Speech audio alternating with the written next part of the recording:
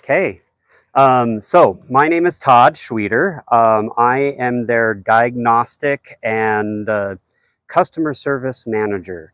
So pretty much my job here is when people have problems with their plants, they come to me and my team, and we try to find solutions to help with your plant problems.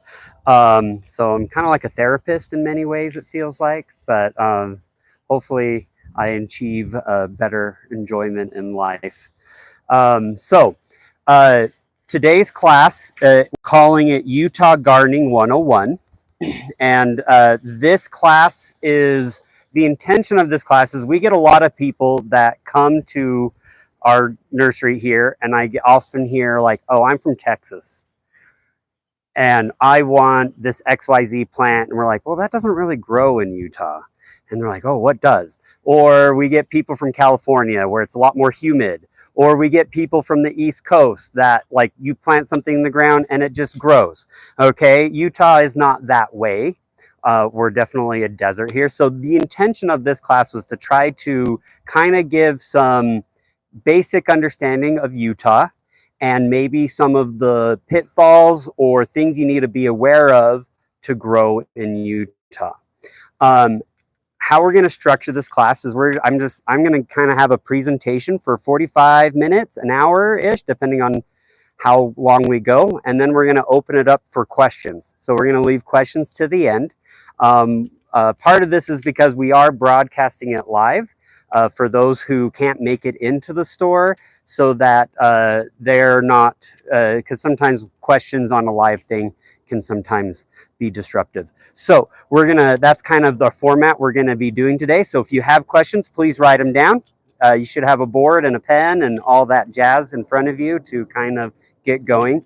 But I am gonna ask one quick question. I've already asked these two ladies in the front, but for you in the back here, are you native to Utah, new to Utah? What is your background in Utah? Been in Utah for about 3 years. 3 years? Okay, where are you from? Before that was in Texas. Texas? And Tennessee. Okay, a lot of very different climates than Utah. How, like?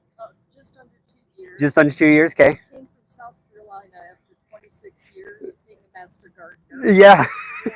And northern Illinois. Okay, a master gardener, but not around here. And it's a lot of, like, there's definitely some crossover. Like, planting is planting, whether it's in the East Coast or in the West Coast. It's like, but there is maybe some nuances that hopefully you'll learn something in this class to try to better prepare you for growing in Utah. So we're just going to kind of use the Gardening 101 page here that we have. We're just going to kind of use that as our itinerary. I'm just going to kind of work through this. If you have questions, like I said, in general, we'll wait to after I kind of go through this, and then we can return to those questions as we go. Yeah, and if there is just clarification of what I said, by all means, just raise your hand and we could kind of take little things, but in general, we want to leave the questions to the end. Okay, so Utah ecoregions. Utah is a pretty big state, okay? And this big state has quite a few different ecoregions. In general, especially for us in this valley, I would say we are an arid, dry desert, okay? But as you get closer up towards the mountains, that can change your ecosystem, and it can change quite substantially as you get further up into the mountains. So if you live closer to areas such as my brain just, so I'll clarify. I'm actually from Idaho, so sometimes my brain in Idaho and Utah, I get things mixed up. Park City, that's the word I'm thinking of. I used to live in Sun Valley, which is very, like, in my brain, kind of the same thing as Park City, but just in Idaho. But so Park City, those higher elevations are going to be different than down here, down in the valley. But different kind of, and then we have wetlands, we have the salt flats, depending on where you, like if you live closer to Tooele or other places over there, you're kind of getting towards some of the salt flats. And so it can range quite a bit in Utah. And so our ecosystem can be an influence on how well you're planting. And just within Utah, like just within the deserty area, it can range quite a bit from, like if you're in Farmington, but as you get towards Utah Lake, the soils and the environment, and you have kind of like the lakeside effect over by Saratoga, where just because of the lake, you kind of have like this pocket that's a little drier or wetter. It kind of depends on the year. So there can be a lot of these microclimates as well that can affect how you're growing. And then you can also create microclimates with just based on what kind of house you have. Do you have a vinyl siding that gets that hot reflective heat? Things like that on the south side of your property might make it a more intense location. So we have a very diverse ecosystem in Utah. Now, things to maybe keep in mind is, like I said, in general, I would say for down here in the valley, I would kind of put ourselves in an arid, deserty climate. And as the history goes, when the Mormon pilgrims came over, they definitely turned a desert land into an oasis. But that comes with a price. That means they had to use a lot of water. You have to use, and so we're trying to a little bit, as when we're growing, whether gardening or landscaping or food production, we definitely want to kind of take that into account. Like how much water do we want to use? Those kind of things, and when we are planning our gardening. But that's the first thing to kind of keep in mind. I did bring out a few, a few plants over here just as an example.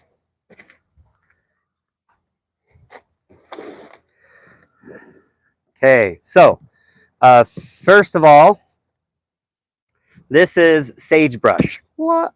And I pulled that off. There we go. Sagebrush over here. So sagebrush is definitely native to Utah, okay? And it is very drought tolerant once it gets established, has a very deep taproot system with a lot of big root systems that goes up. So it has adapted to our Utah soils. And so if you want to be drought tolerant, like on the xeriscape side, like this is a great option, obviously, okay? However, a lot of people, it has its downfalls. It's not as attractive. It's more wild looking, not as nice looking, things like that. And so you kind of have to take that into account. But if you try to grow this, if you live in Park City and you try to grow it up in the mountainside, depending on your situation and location, it may not do as well as down here. And then another native plant that we have here is your golden currant, your rubris. So this is a common plant that you find in Utah as well, but it's definitely more local. Like, again, could you find it down here in the deserty parts of Utah? Maybe, especially if it was like along a riverbank or something, but it's definitely more of a higher elevation, more in the mountains, more among the fir trees and things that we find up in the mountains. So even though they're both native, they have a very diverse, different needs. And so when you're thinking about your ecosystem or what you're trying to accomplish in your yard, in your landscape or gardening, you kind of want to make sure you pick things that kind of fit together, that kind of fit what you're doing. So if I planted both of these next to each other, they have different water needs, and that water need may conflict. And when you're trying to dial it in your yard and things like that. So if you're picking native plants or doing things like that, you want to try to make sure you pick kind of similar plants that fit together for the water need or situation that you're trying to grow in, and sun and exposure. And we'll kind of go into more details, but I just kind of wanted to use that as an example. Another thing often I see around here, a lot of people love their aspens, their quaking aspens. and they are absolutely gorgeous with their white bark and their shimmering leaves and stuff. But that is technically a high elevation plant. And those plants, when you bring them down here into the valley, yes, they grow, but one, they tend to be, because it's not their true environment that they need, that they thrive in. One, they need more water. Two, they tend to get stressed out easier. So then they tend to get diseased easier and have problems like that. And so, and then their growth habit is designed for the mountain space where they just send out a lot of suckers, and it can sucker and be really messy in the long run. And so that's another example of, like, just think about your ecosystem. Where do you live? Do you live down here in the desert, or do you live more up on the mountains? Do you have the space to grow some of these native plants? And kind of take that into account when you're growing. Now, a lot of this knowledge is only, you have to kind of just, by experience or reading books and things like that. So, or you can come talk with us here at Glover, and we can hopefully help you kind of narrow down what works together and what doesn't. But that's just kind of an example, another example of a high elevation plant that's native to Utah, but that doesn't necessarily do well down here in the valley, because we're just a lot more drier and arid than up in the mountains.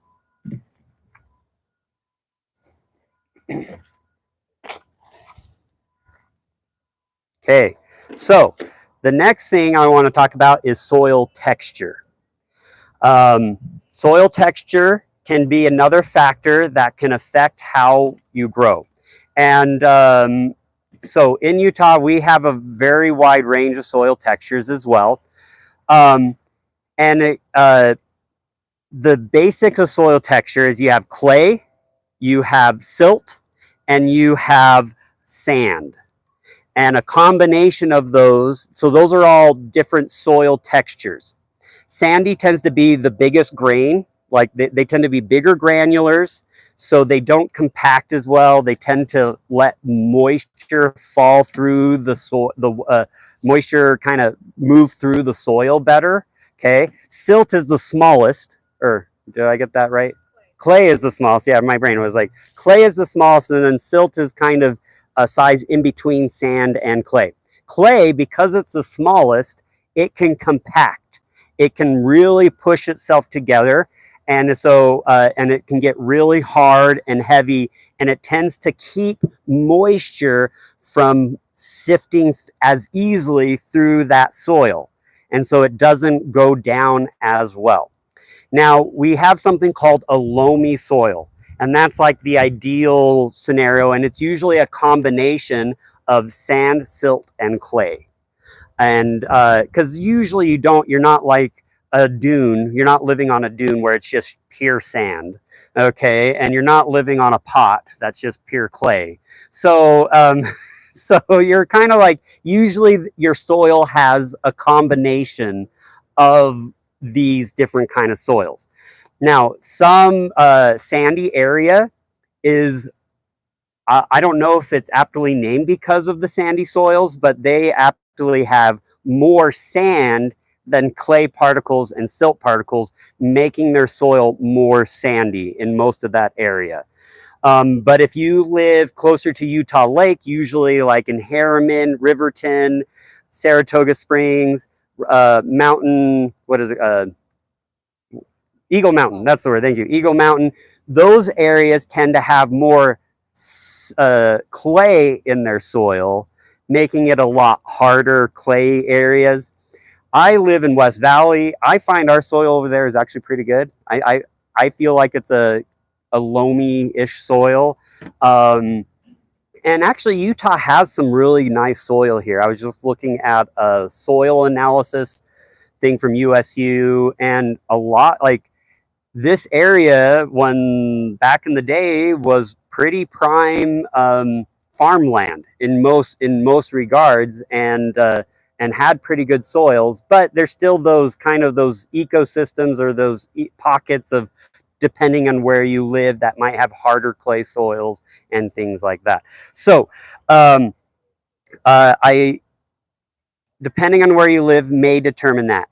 Now, the general rule for whether you have sandy soils or if you have clay soils, is you want to add organic matter into this mix. So organic matter can help in a lot of ways. One, that organic matter can help with, if you have sandy soils, can help kind of trap that moisture into the ground. And it helps trap, and so it doesn't drain as quickly or evaporate or dry out as quickly. So adding compost to sand can be helpful. Now on the flip side, compost can also help clay soils. Organic matter and compost and things like that can help clay soil because it allows more air pockets, more for that moisture to kind of penetrate down into the soil. So the more you can kind of amend, my teacher in college often said it's very hard to go too much of organic compost or with compost in general in your soils. I have read some things recently that kind of debate whether that's accurate or not, because compost can add other things, like if it's a manure based, it can add a lot of salts, it can add things like that to it. If it's more plant based, then it adds a lot of maybe wood, which takes longer to decompose. And so there could possibly, so there's some nuance in there, but in general, the more organic matter you add, generally, I think is going to have more of a positive effect on your soil than a negative effect on your soil. In general, add compost. Down here, I have one that I often recommend here at Glover Nursery. It is called the Soil Builder Conditioner for Garden and in Bloom. This one, again, in general, can be good for clay or for sand, but I definitely recommend it more for clay soils because it has something called gypsum already pre-mixed in it, and that gypsum can help with getting your soil to clump together. And instead of these little clay particles that are just compact, it kind of clumps them together, making more passageways for moisture and things to kind of filter through. So now gypsum isn't like this magical, like it fixes all soils. Okay, it has its range. At a certain point, it's actually detrimental to your soil. So so you want to make sure you use it in moderation. But it is a really good product that gypsum can be useful in certain situations. But this mix here is not just gypsum. It has a lot of compost, has some chicken manure, has some plant-based compost as well. I think it has some perlite and whatnot in it as well. That kind of helps with that drainage in hard clay soils. But because it has that compost, it would also help in sandy soils to kind of maintain it. Now we do have other products that are maybe even better for sandy soils. We have something called just organic compost, which is more of a peat moss kind of mix. Peat moss definitely is going to hold more moisture in general than maybe a basic compost. So you could kind of, depending on your situation, you can kind of maybe adjust it. But compost is compost in most sense. So compost could be a very good ally in helping your soils. Another thing I'm going to recommend for improving soil, because soil texture doesn't just like, I like to say you have kind of like two things. You have your soil texture and then you have your nutrients in your soil.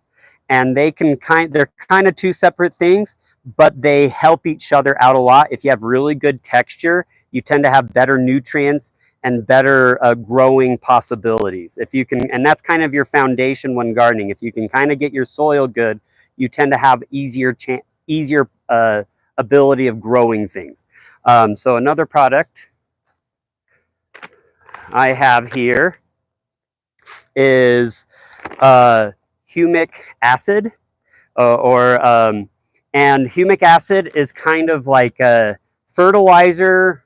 My analogy here, fertilizer is food for your plant, where humic acid is food for your soil. So humic acid kind of feeds the soil to kind of make it so it can be a better texture, a better quality, then it can better support the plants that you have in it. So this is also a good one that you can mend with occasionally. So is it taking a more alkaline soil help to make it more acidic? This does help with acidic issues as well. So the question was, does this does it make a more alkaline soil acidic? Yes, it does help a little bit with that.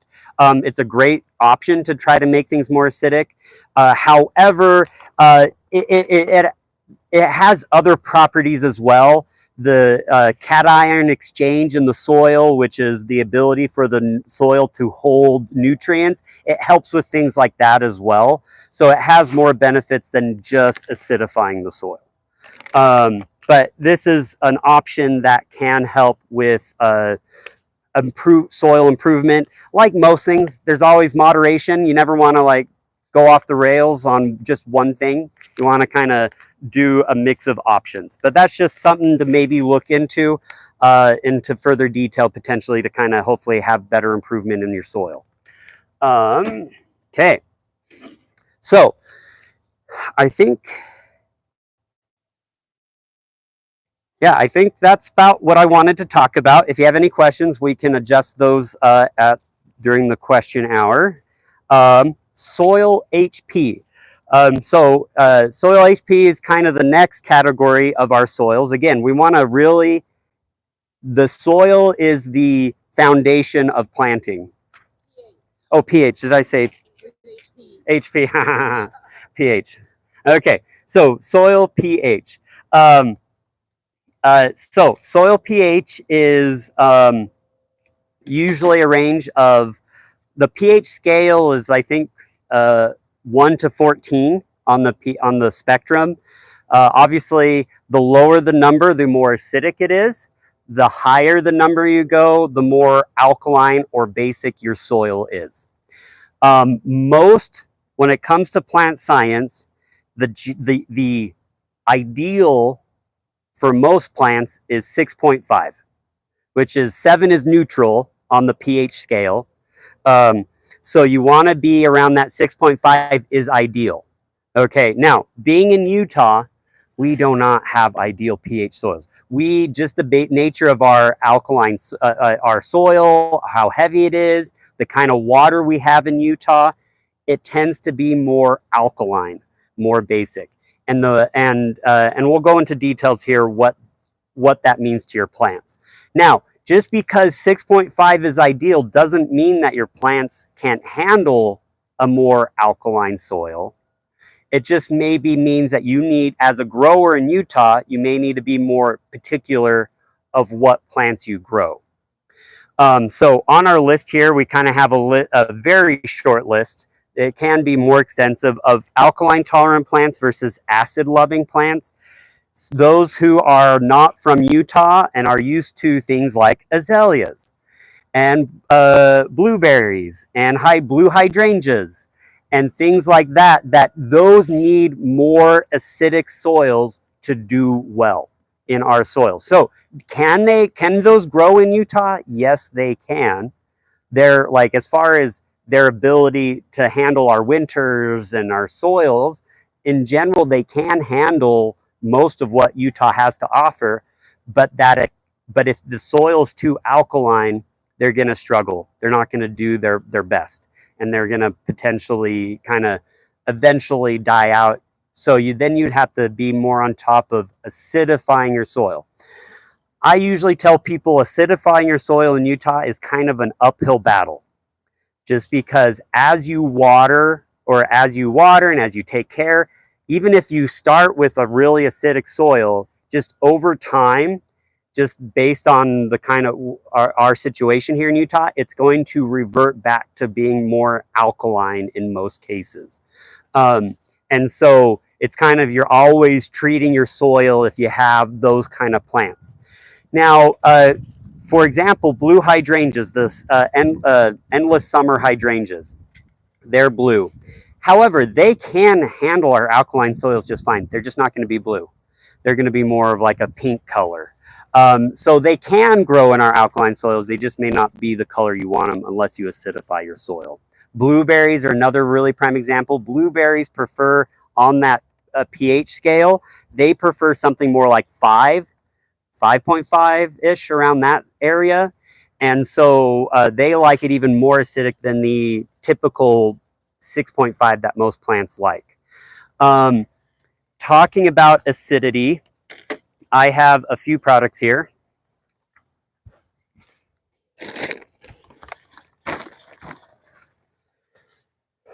Okay, so sulfur is our friend in Utah because it helps acidify things. A lot of other places, or if you get online, you look up a lot of things, they're like, oh, you need lime. Okay, lime. So I get this every year. I get people coming, I'm looking for lime. And I'm like, we don't sell lime here because lime is the opposite of, it makes things more alkaline. And places that have more water, like Oregon, maybe parts of California, definitely maybe some parts of the East Coast, where if you get a lot of water, you tend to leach out a lot of it, and that makes things more acidic because you have a lot more decay, you have a lot more kind of situations going here. Because we're so arid and dry here, our soil doesn't decompose, and it's just how the acidity level works in our soils. We're not trying to make things more alkaline, so we don't like to use lime as a solution. Instead, we often use sulfur. I have, first of all, I'll go over soil sulfur. This is what we call free sulfur. Free sulfur is literally just straight sulfur. Okay, and then I also have these other options here, aluminum sulfate and ammonium sulfate. And these have sulfur in them as well, but they are called a combined sulfur. Okay, what is the difference? Combined sulfur tends to have a faster results in acidifying your soil because it's already pre-bound to another thing. Okay, another molecule. I don't know if that's the right terminology, but it's already pre-bound, and so it tends to have a faster result in acidifying your soil. So if you are growing something that needs more acidic, or you have other problems, which we go over in a second, and you do feel like a solution to your problem or is to acidify the soil, these can be an option to really bring that pH down very quickly. Okay, now soil sulfur, because it's a free sulfur, it has to bind to the soil before it affects the pH of your soil. And so on the back, they claim it says its effect on soil acidity will not be complete until 6 to 8 weeks after application.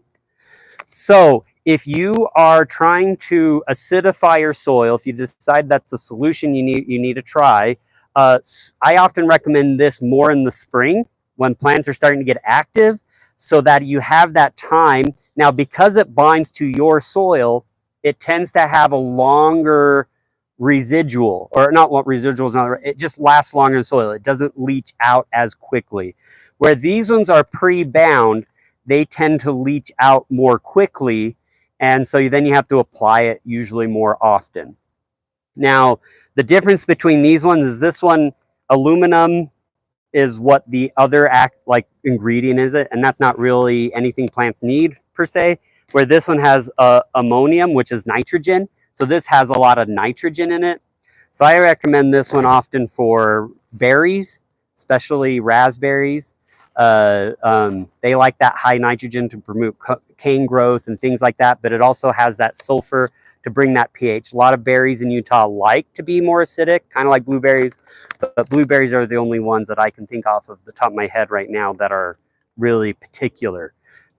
Raspberries, blackberries will handle our alkaline soils usually just fine, but they would prefer, a lot of plants would prefer more acidic soils. But like I said, it's kind of an uphill battle if you try to do it, but occasionally doing it may be helpful.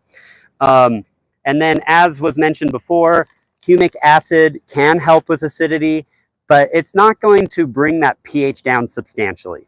It'll help, but it's not going to be a substantial pH drop compared to maybe what these can do for you. So those are some options to help acidity. Throw these over here really quick. And that brings me to iron chlorosis, or iron deficiency. So one problem we have often in Utah is iron deficiency, and I have a chart here I'll show you. So nutrient availability varies by pH levels. So this is your NPK. So when you have a fertilizer, you usually have 3 numbers on the bag, and that's your NPK, your nitrogen, your phosphorus, and potassium. Okay, and those are your what we call your macronutrients. Those are needed for the plant to grow and function in its proper way. Then there's nutrients we call our micronutrients. Now, there's more than what's on this list, but some of the more common ones that we deal with,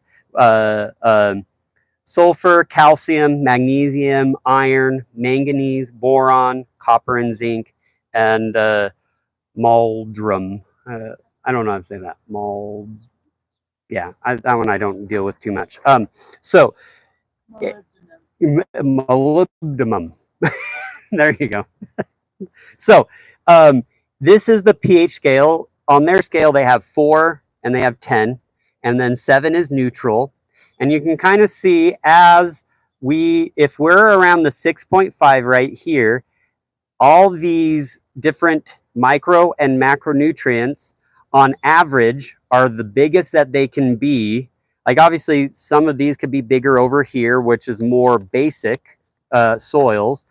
But as you can see, as we get more basic iron, manganese, boron, zinc, and copper, these guys, they get really narrow. And what that indicates is the plant has a harder time pulling up that nutrients when we get more basic, more alkaline soils.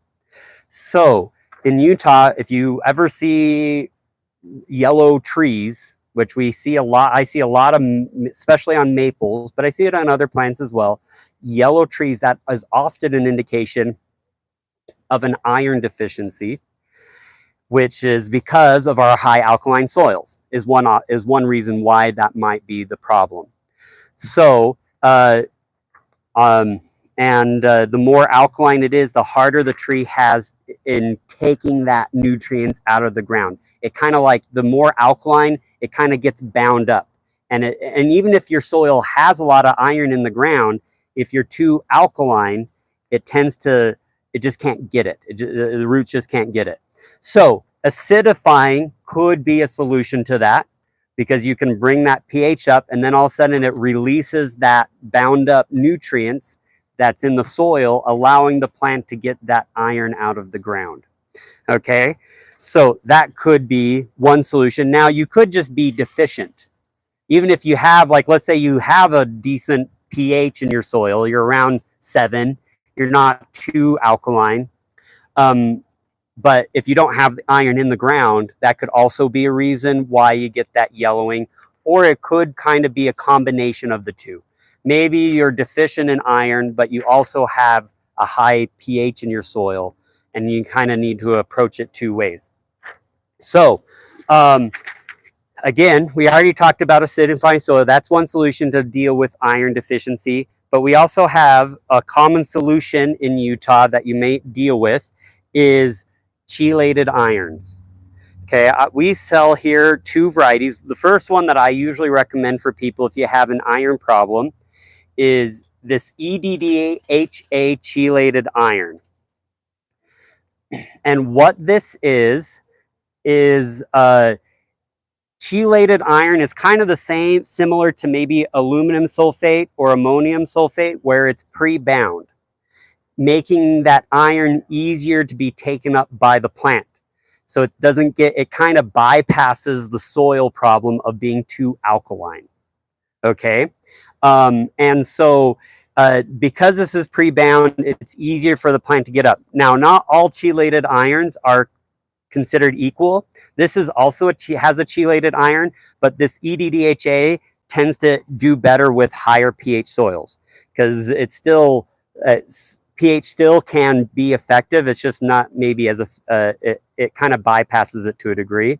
So if you have high pH soils, the EDDH chelated iron is a really good solution to try to help fix that.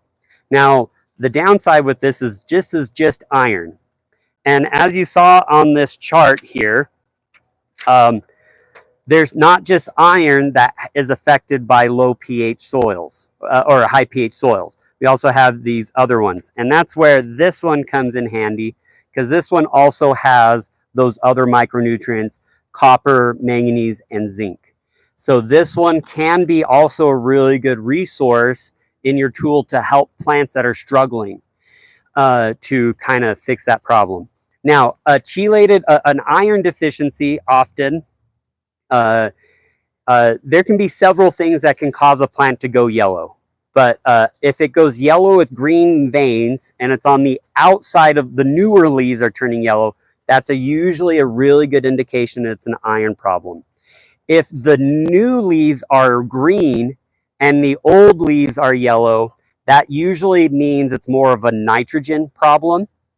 Now there are these other micronutrients can cause plants to go yellow. So if you only put iron on it and it doesn't seem to be fixing the whole problem, then you may want to try something with those other micronutrients to try to balance it. Now, I'll put a plug in here for USU. They have a lab. They have a soils lab, and that's the only way to really know what is in your soil. Because a lot of this is kind of guesswork. When you come to me and you say, well, this is my problem. Oh, you have a yellow plant. It might be an iron deficiency. I don't know if it's because you're deficient or if it's just too high of alkalinity, but maybe start with this one because this one bypasses that alkaline problem. And so it's kind of a guesswork. It's more of like, okay, let's kind of try things out and kind of figure out what it does. Where a soil test actually will give you more of an analysis of what your soil, what your pH is, what your nitrogen levels are, what are your micronutrients levels, the whole gambit. Often they will even, I think they kind of give you some details on kind of what kind of soil you have.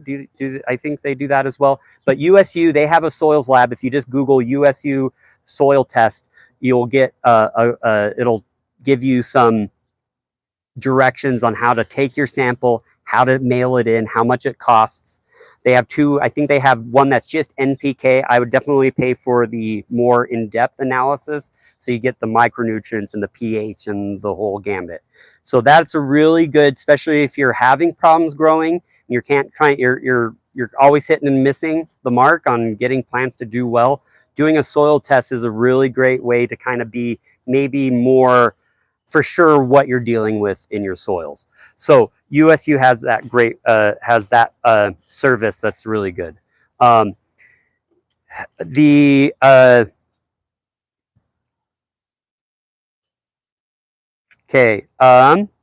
next thing I want to kind of go over is secondary water.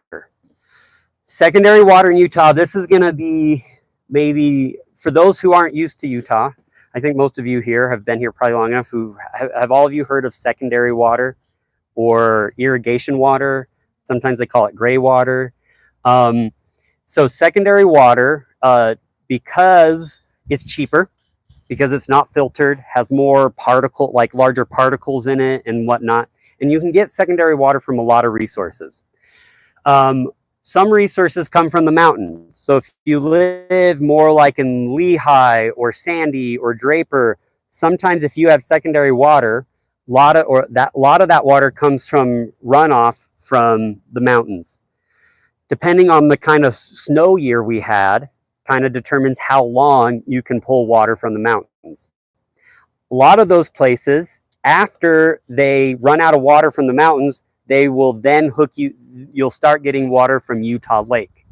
If you live more by the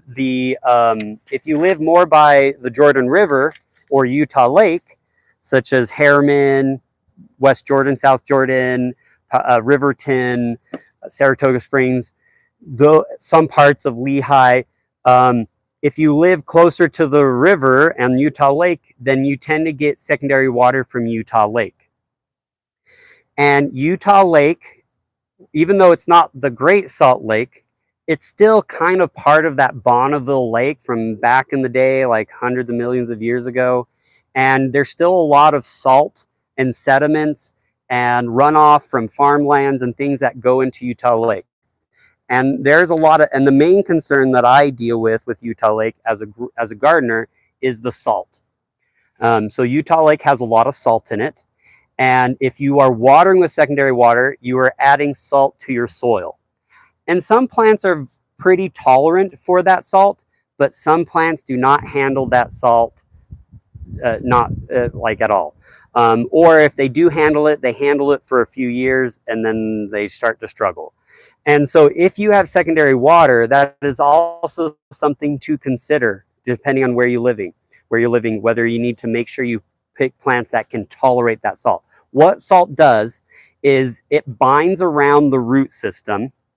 It kind of coats the roots with salt, and it kind of makes this barrier. And so when the plant tries to pull moisture into the root system, the salt actually kind of like pulls it back out. It can actually like pull water out of the root and nutrients out of the root system. And often it's called a chemical drought. And so I get a lot of people that come in and are like, what's wrong with my plant? I'm like, well, do you have secondary water? Yes, I do. That's probably your problem. You probably, even though you're watering it properly or you're overwatering it because it looks like it's drought stress, even though you're watering it properly, but because of that buildup of salt in your soil or using secondary water, that salt has kind of created a drought response on your plant because it's kind of preventing moisture getting into the plant. So if you have secondary water, you'll definitely want to, we have a list in our store, in our main building here, as well as a lot of places around here on our website as well, of plants that are tolerant of secondary water. So if you're, so that's definitely something to consider. Now, things to fix secondary water using culinary water, water that's been filtered, because that salt has built up and you can water it and it'll help some of that salt flush out. Okay. So if you have secondary water, often I recommend, let's do your lawn on secondary water, but let's put your perennials and annuals and trees and shrubs on culinary water. So you kind of get the best of both worlds. So you get the cheaper secondary water, but you keep your more prized plants alive with culinary water. Or do at least culinary water around the house where you have more of your plants, and then just do secondary water on the plants on the outside for your trees or things like that. So that's one solution. Another thing is, like, if you can't use culinary water to kind of flush it out, again, other than picking a plant that's tolerant of that secondary water, you could try gypsum again. Gypsum can help with salt. It's kind of a pro and con to it. To a certain degree, it doesn't help, but gypsum can kind of take the place. If you're familiar with soil science, there's something called cations, and you have a soil particle, and it has these positive and negative charges, and things bind to that soil, like nutrients, nitrogen, phosphorus, potassium, iron. Things bind to that soil. But if you get salt, that salt sometimes overload that salt, and it prevents nutrients from getting into it. And so, it causes problems, but gypsum kind of helps kind of counteract some of that problem, and replaces some of the salt that's bound up, allowing it to be easier to flush out. It doesn't get rid of the salt. It just makes it easier to flush out when you water it. So there could maybe be a solution there using gypsum, but it's kind of hit and miss on how effective it is, depending on the kind of salt you're dealing with and things like that. So if you want to kind of go into a deeper dive on that, by all means. I'm not a soil scientist, so I don't know if I have all the answers, but that's the basics. So that can be a solution, but the main solution is just try to not use it if you're having problems with it, or plants that can handle it.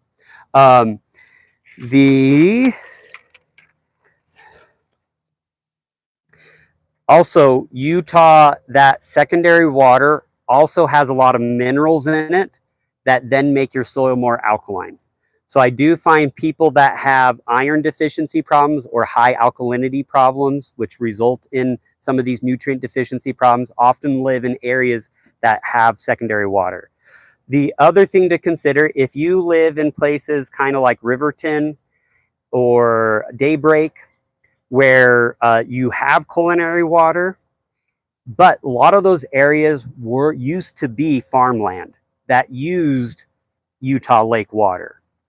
And so even though you're not using secondary water, there might be a history of secondary water in your soils, and you may need to adjust. You may need to take that into account, because depending on how long you've been using culinary water, there might still be a buildup in your soil. So again, getting a test done at USU of your soil can be very helpful, so you know what you're dealing with as far as your soil conditions go.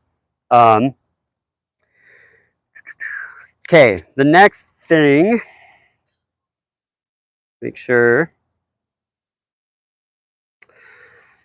our weather in Utah. So we tend to have a very short spring and a very short fall, and we tend to have a very long winter and a very long summer. Okay, so we tend to push all of our gardening into like 2 months, which can be very inconvenient when you have a big yard, or you're trying to do a lot, or you're trying to do a big project, because that's normally generally when you are planting, you want to plant when it's cooler. So that's usually in the spring or in the fall. Now, that does not mean you can't plant in the summer. You can plant in the summer just fine. The main things that I recommend people when determining whether to plant in the summer is, one, because it is hotter, you may need to be more on top of checking in on it and whatnot. So if you are planning a big vacation and you're not going to be around, you're not going to be able to watch your plants during the summer, yeah, maybe wait till fall, or do it in the spring when you're here and you can kind of, when it's that heat isn't going to add maybe extra stress to the plant. But it is totally fine to plant during the summer, but the general wisdom is to plant when it's cooler, and that's either spring or in the fall. But like I said, we have a very short kind of spring window often in Utah, and we tend to have a very short fall window as well before it gets really, really cold. So you just kind of, maybe in Utah, it's like the East Coast, I get a lot of people, I just plant it and it grows. Utah, sometimes there is a little bit more planning and intention behind when we plant here, just so you have that maximum benefits of using weather to your advantage and things like that for best results. Precipitation and watering is also a very important aspect of Utah. Because we're a desert, we tend to not get a lot of rain during the winter or during the summer. And that's also the case sometimes during the winter. This last winter, we had a very dry winter. And because of that, we often recommend we need to water, not just during the summer, but we also need to water during the winter if we have a dry year or a dry month. Let's say you have a lot of snowfall in December, but we have a really dry winter, you may need to go, or in January, you may need to go out in January and water. The reason why we recommend watering is there's, even though the plant has gone dormant, it's still trying to keep those branches hydrated. And if you have an evergreen like a boxwood, they're still trying to keep those leaves hydrated through the winter. And if they don't have enough moisture in their soil to keep those hydrated, that cold wind can dry them out, and it's called winter burn, and they kind of dry back. And if it dries back to a certain point, sometimes the plant just like, okay, I just can't keep up with this, and it dies. Or you have like a half-dead plant, the side that the wind blew on, or the side that the sun dried it out, or things like that. So watering during the winter. Now, do you have to water like you do in the summer during the winter? No. It's usually about once a month, a few gallons, depending on the size of the plant, just enough to kind of get it. Now, you don't want to do it when it's like below freezing and you put the water on and it instantly freezes. You want to do it more during the sunny time of the day when it can kind of work through and get down into the soil, so you don't create that ice ring around the plant. So watering during the winter can be a necessary thing to do. Obviously, you turned off your water, so usually it's like filling up a bucket, like a 5-gallon bucket or a watering can or something like that, because you don't want your sprinkler system or your pipes to freeze and things like that. So that's something to definitely consider when it comes watering. The other thing to consider is, because we're a desert, often you have some kind of irrigation system. And I've seen this multiple times. People set up their irrigation system and they assume that because they have an irrigation system, they are getting the plant watered sufficiently. And that is half the time the problem. They're like, well, it was on a drip system. Well, how many gallons per hour did that drip system give the plant? Okay, it's a 1 hour, it's a 1 hour a gallon emitter, but I only leave the system on for a half an hour. Okay, then you're only giving it a half a gallon. Is that enough water that's getting the whole root ball? Okay, so when watering, the general rule for watering that I tell people is when you water, you want to make sure you get the whole root system wet, so enough gallons to get the whole root system. So if it's a small annual or perennial, that's probably half gallon to a gallon is probably sufficient. But if it's a tree, you may need to do 2, 3, 4 gallons, maybe 5 gallons to get that whole root ball wet. If you have more clay soils, you have to put more gallons on it because, like I said, that clay doesn't allow that moisture to filter through as fast. And so you have to put more gallons because a lot of that water is just going to kind of go to the side as it filters through that soil. If you have sandy soils, it's going to go through that soil a lot faster. But then on the flip side, after you do a deep soak, you want to allow it to dry out to the point where when you water it again, you're not keeping that soil soggy or too wet, but you're watering it soon enough that you're not allowing the plant to go drought stress. Okay, so you're trying to find that thing. If you have sandy soils, you may need to water every day to every other day because that sandy soil tends to dry out faster. It leaches out faster. It filters through. If you have clay soils, it may hold that moisture on longer. So you can wait longer in between watering, but you're doing more water to get the whole root ball wet. With young, new trees, I tend to err a little bit more on the watering side because we're a desert here. So I tend to water a little bit more often when getting a plant established. And that could potentially, when it's 100 degrees outside, that could mean maybe everyday watering. On younger, smaller plants like annuals and perennials, that could maybe mean watering 2 or 3 times a day. Okay, everyone has different soils, everyone has different shade amount, different kind of depending on where you live. So it's hard for me to say this is the rule. It kind of depends on your situation. So definitely kind of adjust your schedule. But the only way to adjust or to know is to fill your soil. So if you hire someone or you just like, oh, I just put a drip system, that's good. No, you need to make sure you go out at least for those first few weeks of a new plant and kind of feel the soil, not the surface. The surface is always going to dry out really fast. Dig down a few inches and feel how wet down it is. If it's really wet, maybe you could wait a little longer. If it starts to feel dry, it's time to water. If it's bone dried a few inches down, you've maybe waited too long in between watering. So that's one way to kind of gauge. I do sell water meters. Can also be, instead of using your finger, you can use a water meter. Water meters are a really good solution. However, are they really accurate? But do they give you maybe a guideline? Yes. Okay, so it's one way to kind of gauge and maybe analyze your soil to kind of give you some judgment. Okay, I usually like to dig down, feel the soil with my hand.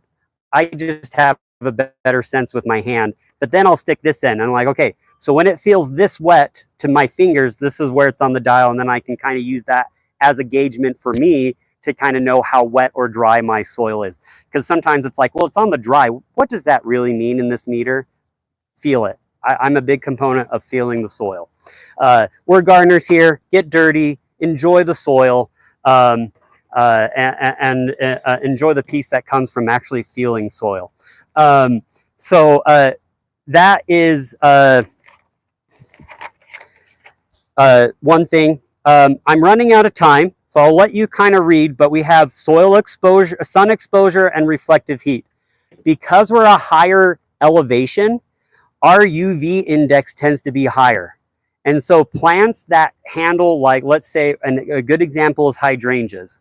Hydrangeas in Oregon, it's more humid, it's lower, it's more closer to sea level. They thrive in all sun kind conditions. But in Utah, our hydrangeas, if they are in the south or west side of the house where they get that really hot afternoon sun, they tend to burn. And it's kind of like our skin. Even if we are well hydrated, If we sit out in the sun, we can still burn. So even if you were watering your hydrangea properly, it can still burn in the sun. So some plants are sensitive in Utah to that hot afternoon sun. Hydrangeas, boxwoods to some degree. Some boxwoods can handle the heat and others sometimes struggle. Other ones that I kind of can't, tricolor beech is a common one that people have around here. Japanese maples tend to struggle with that hot afternoon sun. So normally we recommend these ones that have a struggle with that, our sun in Utah, we recommend them more on the east side of the house where they get the morning sun, but then hopefully they are shaded in the afternoon by the house or by trees as when it's the hottest point. So they kind of get a little bit of a reprieve from that heat. And then the last thing I wanted to talk about was cold hardiness.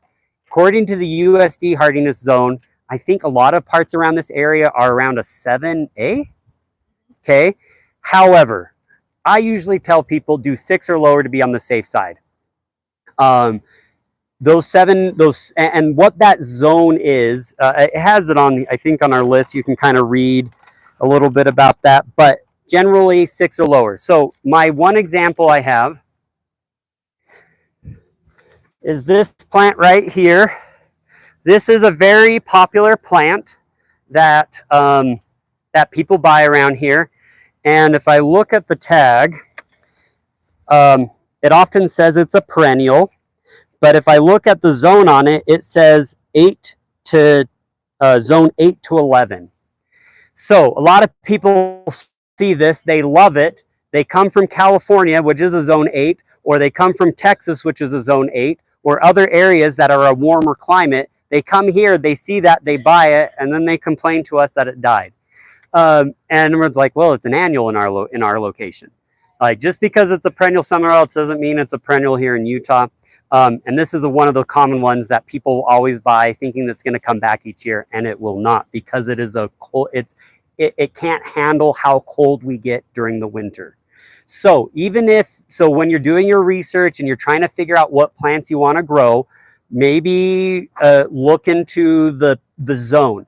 Now the zone just indicates the temperature it can handle. There's other factors that we all went over: soil, pH, climate, how much water. Those are other factors that the zone does not include in their system of analyzing what a zone is. The zone is literally just how cold it can handle during the winter.